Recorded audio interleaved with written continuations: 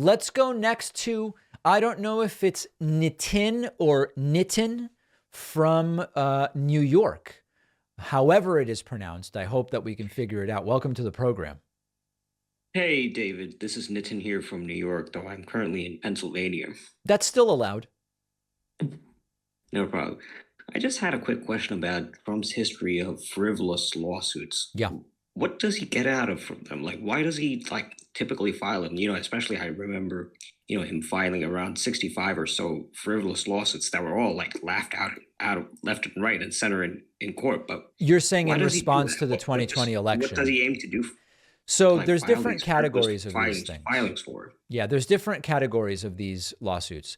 The 65 or 63 or whatever the number was filed in response to the 2020 election. He needed to file those because he was raising money on, I'm going to be doing this and I'm going to be fighting to turn it over and whatever. If he raises all this money and then files nothing, it doesn't look quite so good. So he was filing them because he was raising money to do it.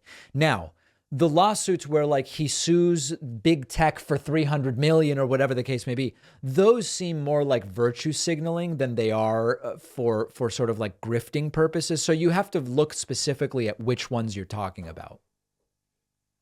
Got you. But in general, I looked up his legal strategies, and like for the most part, it's mainly about harassing opponents, trying Yes. to intimidate them, or using it as a stall tactic. 100%. That is absolutely what it is about in many cases. Many times it's countersuits to prevent some lawsuit against him from moving forward. There's like a real all of the above sort of situation going on with them. But they seem to be relatively ineffective, at least in the last 5 years.